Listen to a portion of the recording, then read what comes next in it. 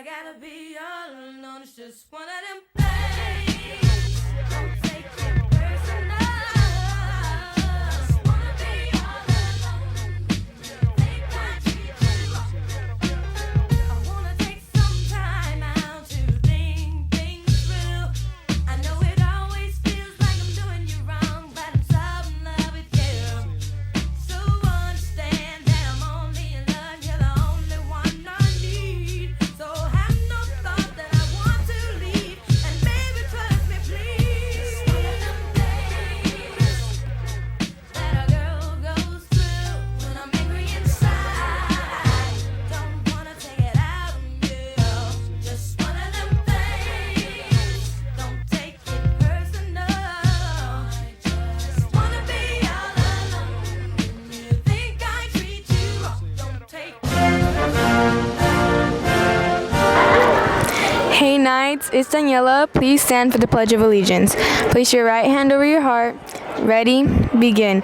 I pledge allegiance to the flag of the United States of America and to the republic for which it stands, one nation, under God, indivisible, with liberty and justice for all. Thank you. You may be seated now.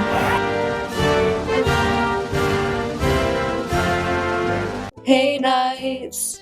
Today is March 12th, National Working Moms Day. You can celebrate this day by thanking your mom for everything she does for you. Hey Alexa, what do you appreciate about your mom?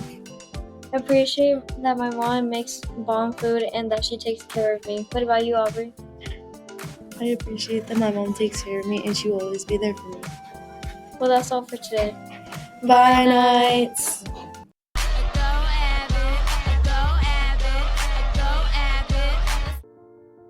Hello Knights, I'm Jaslyn. And I'm Tiana. Today we want to tell you about March Madness. There are lunch activities that we have coming up, such as college trivia and the NPR on Monday, March 17th. We also have a college scavenger hunt on Tuesday, March 18th. On Thursday, March 20th, we have a college egg hunt. And for our spirit days, we have 2000s Day on Monday. And on Tuesday, wear your favorite sports jersey. On Wednesday, be sure to wear your college gear. On Thursday, dress to your favorite basketball player. And last but not least, we also have class competitions. One of our competitions are college store decorating during your advisory period. Judging will be held Wednesday, March 19th. We also have a Tally Spirit Wear participation that will take place during your advisory period. You will get 1 point for every participating student per day. Well, that's all for today, so be sure that you participate in these March Madness activities. And don't forget to see Miss Diaz and see one-on-one with your college gear for candy. Have a great day, Knights.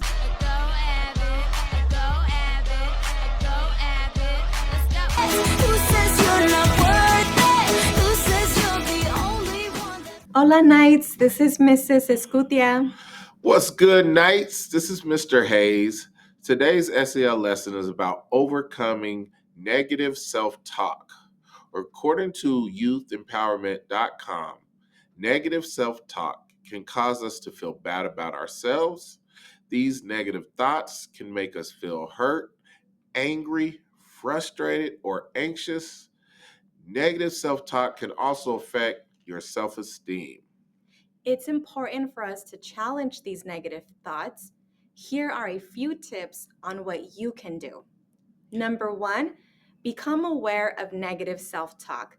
Be aware of how you're feeling and what you're thinking about. For example, are your thoughts helpful or hurtful? Number 2, challenge negative self-talk. For example, instead of thinking, I'm not good at this, practice thinking, I'm not good at this yet. Number 3, treat yourself with kindness and compassion. Number 4, talk it out.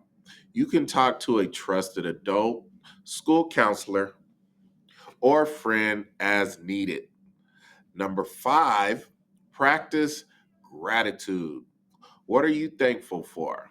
Identify what you are grateful for when you are having negative thoughts. Please pay close attention as we watch a short video about negative thoughts. Okay, so you got a new sweater. It looks great, and you're getting tons of compliments. But then, just one person says something snarky about it. And even though you got all that praise, you can't help but stew over the negative comment. Why is that? Why does our mind seem to dwell on the negative?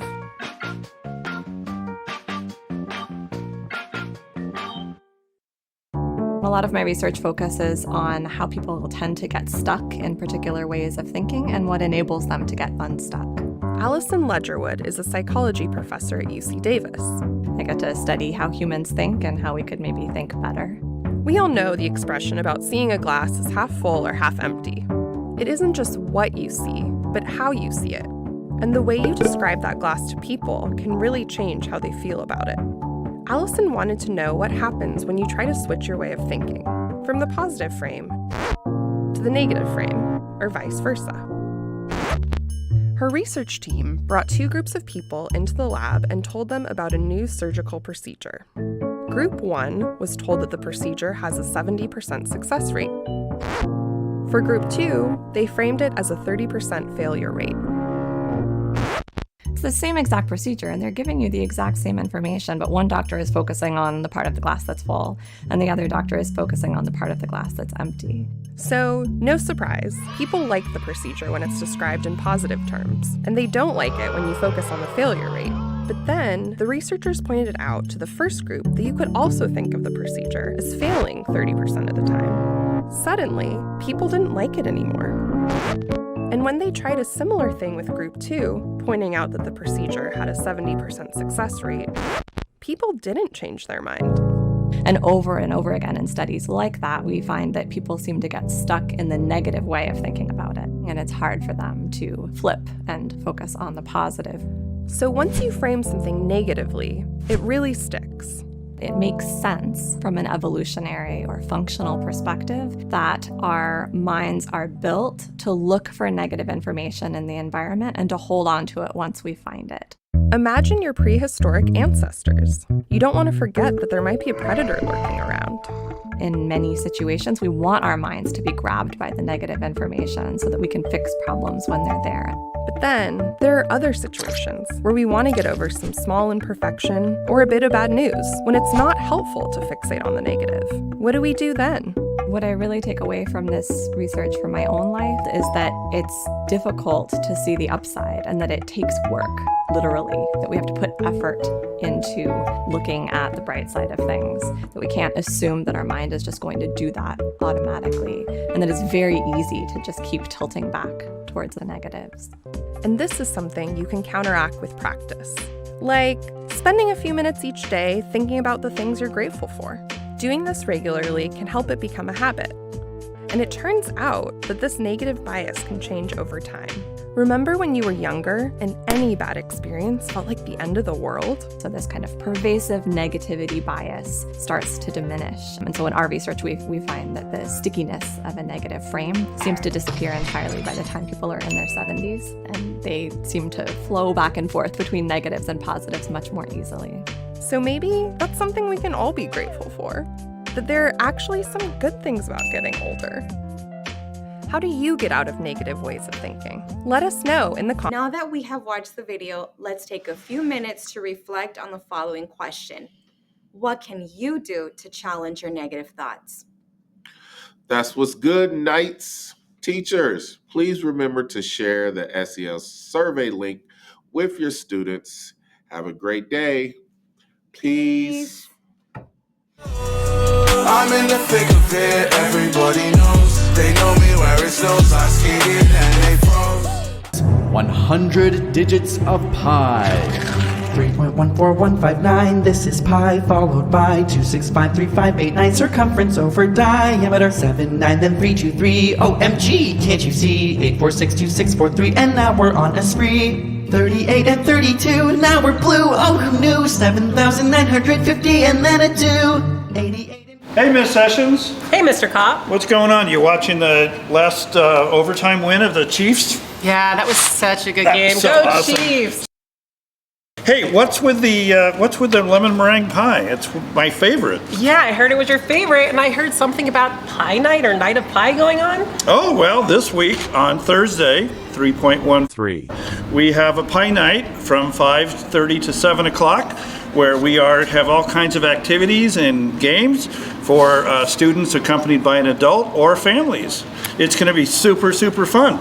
So you mean if I come Thursday, I can win prizes and eat pie? Absolutely. Oh, that sounds fun. Oh, it's going to be a really good time.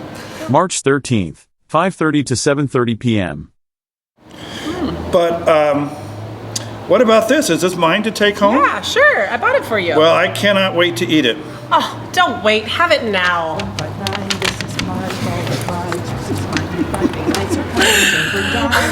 Don't miss out on Pie Night. It is March 15th. Let's have some fun. See you there. 38 and 32, now we're blue. Are you going to be here Thursday night for Night of Pie? Night of Pie. That's up your line.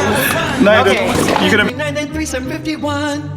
We celebrate the number 3.14, which is the ratio of the circumference to the diameter of a circle discovered by the ancient Greeks. We can't wait. 1640628. Are you watching the Chiefs win again? I hope so. Can't wait. Oh, I said, are you watching the Chiefs win Let's not, we don't have again? time for Chiefs. Yes, we do. We just. 4211. You're not recording it. Well, you are? I didn't know. I thought this was practice. Okay, cut. Sorry. I thought this was a practice. I am so sorry. Don't miss out on Pie this Thursday. 3.141159. This is Pi followed by 2653.